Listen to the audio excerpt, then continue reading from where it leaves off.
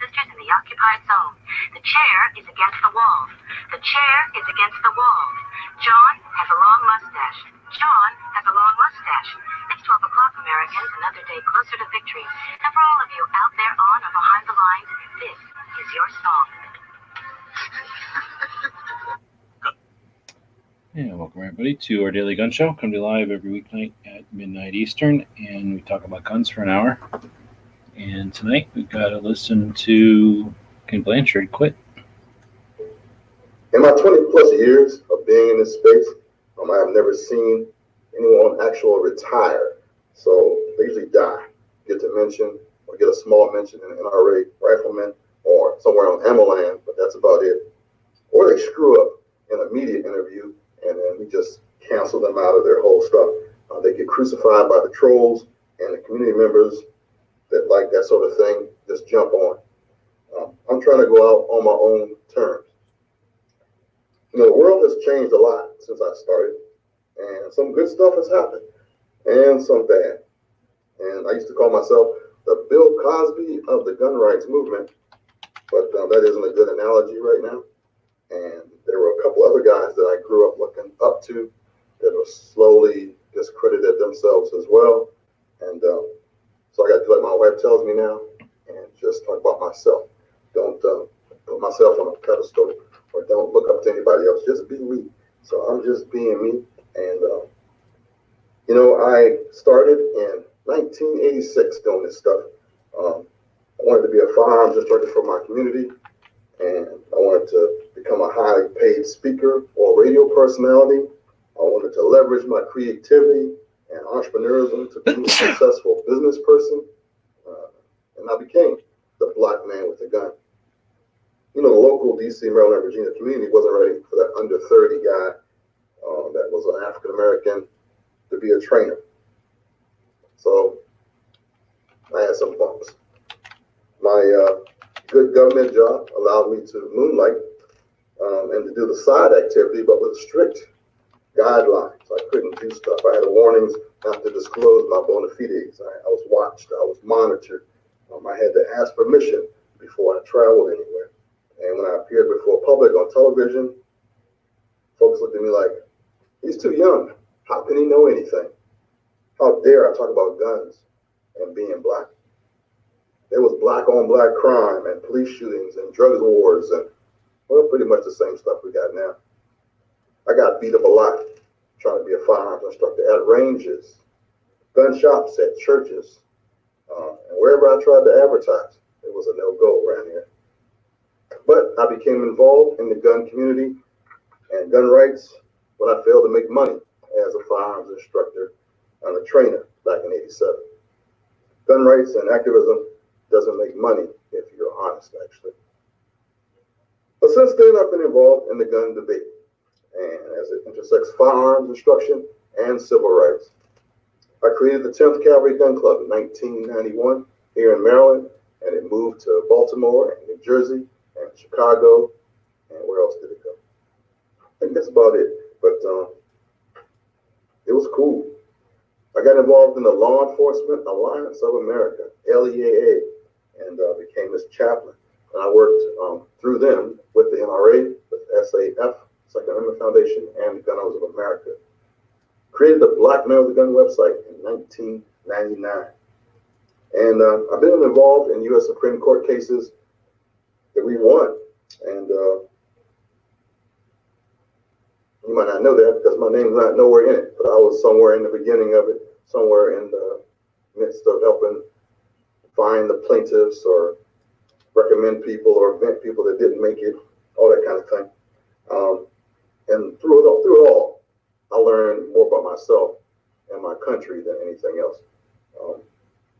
I may have failed in my training business, certifications of police and training and first aid certifications and all that good stuff, armed security and tactics, and where I was trying to go, but I became successful with people, learning about what's important to all of us. But I pressed on, kept on going. I started before social media, and looking back, I could have been a boss with that thing if I knew what I was doing, but I did. I reached out to all the so-called black leaders back then and announced my intentions to the gun world. It was risky because historically, these same leaders are and were anti-gun. But I went there. I tried to buy a shooting range actually at one time. I got blasted on television on his show, Reverend Al Sharpton's show. I got blasted by Jesse Jackson. I got blasted by local District of Columbia pastors. Uh, I got dogged by just about everybody. The demographic that loved the black man with a gun didn't look like me, and that messed me up. You know, the same folks that are accused of racism, cronyism, sexism, and supremacy? Yeah, white males were calling me brother, and they were listening to my shows. They were inviting me to their family events across the country. I got to shoot historical type firearms in Tennessee, of all places. I ate at homes of millionaires and politicians and country clubs and places in D.C. where I was pretty much the only black guy there. But they changed how I thought about a whole lot of stuff. And I learned that racism exists mostly because people need an excuse to keep things the way they are. I learned that people like mess, they like drama. I learned that I was a conservative. What I enjoyed about this whole thing was I love meeting people like you. I loved shooting exotic and new firearms that came out, at a SHOT Show or some convention. I love championing the cause of freedom. I love being the black man with a gun. Actually, it was fun in the beginning. It was risky. It was dangerous. I love writing, but podcasting was my jam. And I loved and hoped that one day I'd make enough money to quit my day job. That didn't happen, by the way. I learned that my faith would sustain me. I learned that my unique position as the pastor of Pistoleros, Paladins, and Patriots saved lives. But this thing had a bad side too. I've spent too much money learning and chasing influencers. I had actually filed for bankruptcy while on my journey. I'm okay now, but I learned, unfortunately, about my mistakes. My wisdom comes at a price. I almost lost my missus on this journey. I almost got kicked out of 2 churches because of my pro-gun stance. I didn't get promoted for about 5 years being pro-gun at my job. I lost promotions and opportunities for advancement because folks just assumed that I was going to be rolling in the dough, and why promote you when you're leaving? Why promote you when you are not loyal to this job? Why promote you when we seen you on the cover of a magazine or inside of Guns and Ammo or on CNN? So you must be doing well. You're just a star. So yeah, it came at a cost. Got some great memories though from being the black man with a gun. I got a Civil Rights Award from the NRA for bringing Eddie Eagle to the District of Columbia in a big way. I got the same St. Gabriel Vicente Award from the gun dean, John Snyder, the late John Snyder, at the Second Amendment Foundation Gun Rights Policy Conference one year. I created a 10th Carry Gun Club, and I got that club to shoot as a group, about 50 of us, at the new NRA range when it first opened in Fairfax, Virginia. I got a chance to meet Charlton Heston and called him a friend. I actually got Christmas cards for a couple of seasons from that guy, and that was like really cool. Being the chaplain of the Law Enforcement Alliance of America was a good deal. Being a part of the concealed carry reforms across the U.S. that started in Virginia and went to Texas and Michigan and South Carolina. Good stuff. Even made it up to Wisconsin. The podcast gave me a chance to interview over 100 people. Some of the most notables have been Wayne LaPierre and the gunny himself, Lee Ermey. And I actually befriended a rabbi by the name of David Ben Dory that I just adore. Really cool guy. And through this podcast, I've connected with a lot of my Jewish brethren, and it's been a good thing. Because of this podcast, I got a chance to speak once in front of 20,000 people at a rally in Albany, New York. And there, I got to do a selfie with the now president of the United States, Donald Trump. because of this journey, I published 2 or 3 books relating to it in the Second Amendment. You might have heard of it, called Black Man with a Gun. And even got a zombie book out of this thing, Zombie Strike. Might have to rewrite that thing and put it back out.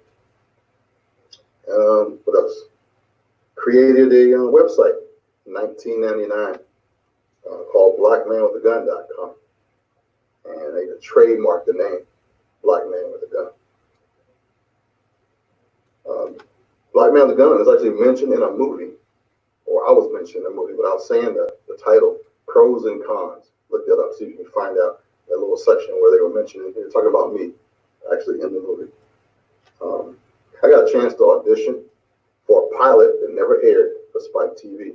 It came out right before, had some technical difficulties. I had a giant cricket getting ready to crawl across my toe, and I tried to stomp it, and I kicked the wire out of my camera, so starting back up again. And you wonder why I didn't like video. I think one of the lessons I learned, which I'm going to talk about later, is that if you're starting this thing, if you're going to be a person behind the camera or behind the microphone, try to get help. If you're going to be a gun rights activist, try to get help. Don't do this thing by yourself. You can go so much further with a partner, with a friend, with a co-laborer, if you would. I think the last thing I said was I got a chance to audition for a pilot show on Spike TV. Yeah, I actually went to Hollywood, did the pilot, was doing some really good filming. We were having a blast shooting drones and RC cars, and Sandy Hook happened, and everything that was gun related got snatched off television, and Spike TV even went away, I do believe. I think it's Vice now, but that's just history. One of the cool things is that I've been podcasting now for 12 years, at over 630 episodes, sharing American history and introducing new generations to things they may have missed in school, and working with over 12 industry companies and getting sponsored by my friends at Crossbreed Holsters and United States Concealed Carry Association. I've interviewed, as I said before, over 100 people, historical figures mostly now. And you may have heard on my IG post that I was retiring. I kind of alerted some people and just trying to see who was paying attention. And it made me sad in that IG post. If you saw it, even though I'm smiling in the picture, and I was trying to think to myself, how do you retire actually? So I'm actually making this up as I go. I've never been here before. And I know it's a nice thing to let folks know your intentions. Don't leave them hanging. So, like anyone, I thought, well, all the things I did, it didn't work. So, I started to dwell on it, started to get sad, and had to break out the ice cream on that one. You know, if you feel bad, eat a little bit of ice cream. I learned that from my dad. But don't eat too much ice cream, or you will look like you ate too much ice cream, or that you're always sad. So you're probably asking me, why, Ken? Why are you leaving? You see, when I got started in 2000 as the Black Man with a Gun, it was tongue-in-cheek. It was my version of a shock jock, and I did it with all the intentions of being replaced, actually, by many untraditional firearms instructors and activists and clubs. And we have that now in 2019. It took a while, but we got it. And they're all over the place. They're conservative, liberal, democratic, controversial, crazy, but we got it. We got all of them. And I personally know of Spanish-speaking groups, of LGBT groups, of other African Americans, disabled vets, and a boatload of women who are now involved in this movement and this industry and the training business. And it's cool. Up until this point, I've been the go-to guy for media for all law enforcement issues that deal with the Black community, and it hasn't been fun. Also been that go-to guy for issues with religion and guns, and it's never coming at a happy time. It's always a tragedy, and it's almost been a steady flow of tragedy since 1986. And if you know the media game, and if you sound reasonable, truthful, and not bombastic in your contributions, you won't be used. I learned that. And I think I might get the reward for the most media that nobody's ever heard or seen, except for the editor and the reporter. It took me a while to learn the game of hyperbole. On a good day, I can crank it out like the best of them, but that's not my style. Over the years, I learned that I'm not the loudest, I'm not the most controversial voice out there, and I don't really want to be. And as more of those kind of folks stepped up, I thought, that's what's working right now. That's what's winning. And being the old wise guy before I was old, before being the OG, before being the guy that, you guys say some nice stuff to me. I mean, just recently had the Second Amendment rally in DC, and I had nothing but love for the whole day. And you guys touched me, and you know who you are. But you can't just be one dude on a mission. You got to learn how to delegate. You got to learn how to inspire folks. I wrote the script down, so I wouldn't start crying or nothing. I wanted to be legit, had my notes. But you know, since 2007, I've been producing digital content. And the Lord has allowed me to create, to practice narration, to speak, and present online. I've been immediately and intimately involved in the gun debate, U.S. constitutional issues, and causes. And with that, I'm well known among the graybeards now that I got one. But let me tell you this, the gun rights thing, it's evergreen. It's ever going. It's nonstop. So this retirement thing means I'm on a carousel and I want to get off. That horse and those horses are going to still be rolling. And I believe that my season is over. And I'm ready to move on to the next. I ain't calling in my cards. I ain't kicking the bucket. I ain't trying to retire into solitude. I still want to do stuff. I want to entertain. I want to teach. I want to continue doing the needful stuff on the sidelines. My best work and most accomplishments have not been online. The stuff that I've really, really done, really, really helped, only that person knows.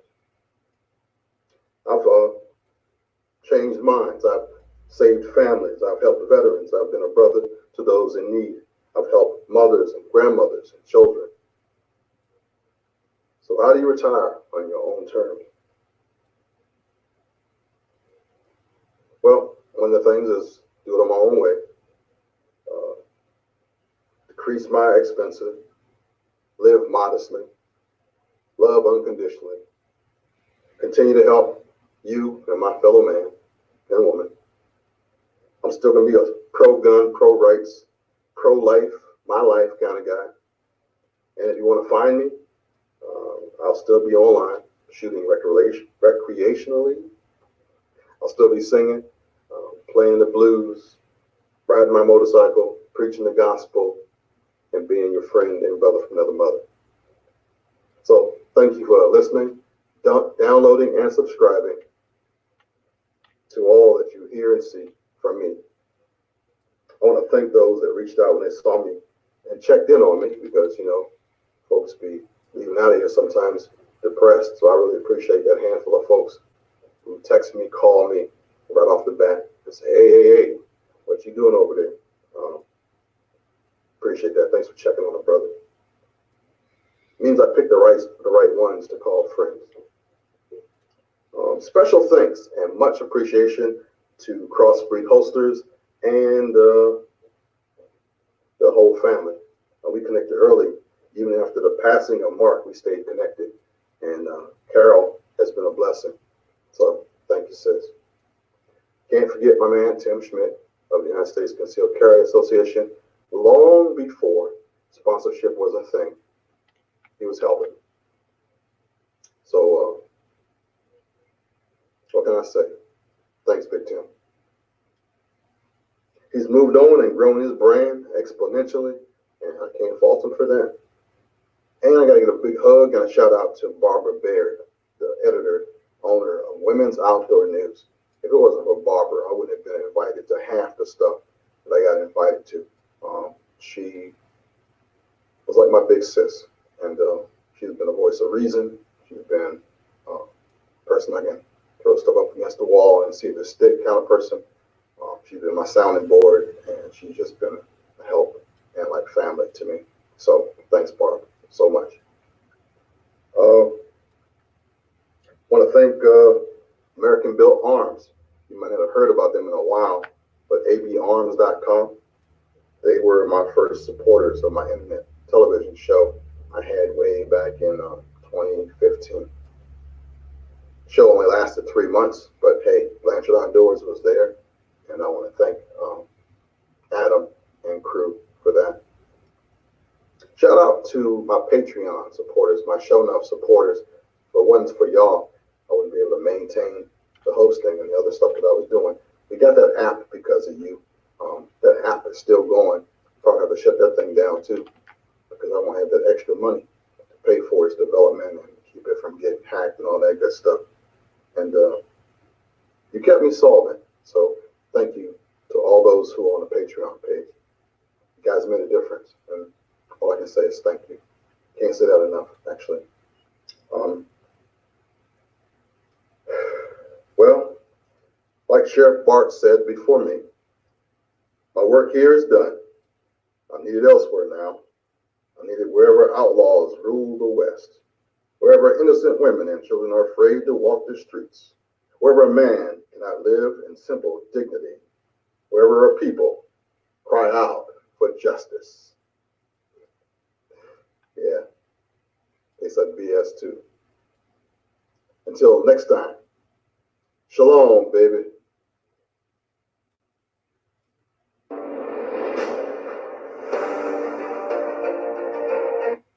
All right, well, so that's Ken checking out, I guess. Like you said, he's trying to retire without dying or doing something horrible and not doing 2A activism anymore. So that's interesting. One of the dudes that got me into it, so it's interesting to see that go full circle, or whatever that would be called. Nobody jumped in tonight. It's 23 minutes in. I've been drawing a, well, does anybody know what this is? It's not a van. I mean, it's built on a van, but it is not a van. This is from the second challenge to have a robot car travel. I don't know how many miles it was supposed to travel, 20 miles or 40 miles or something. So they did the first one and no vehicles finished. And then they did the second one in 2005 or 2015, I forget. And this one didn't finish or nothing. It was just a van, though. So this is a robot. This is a robot van, the first autonomous robot van, but it did not finish the thing, so it's not famous. It's named something, Sandy or Andy. I think they're all named girl names, so maybe Sandy. But it didn't win, so it didn't get close enough to even get mentioned in the reviews. So I haven't dug deep enough to find out her name, but looks like there's a little stuffed animal sitting in the passenger seat. This was 2005, I think, so it was quite a bit of huge stuff, and some of the other vehicles were like Deuce and a Halfs and Humvees. There was one that was on a four-wheeler, but it looked like it just fell off the road real quick. I don't know how it did, but pretty cool. Monty's saying he learned about Ken from me. I appreciate it. I learned about Ken from the internet back in the old days.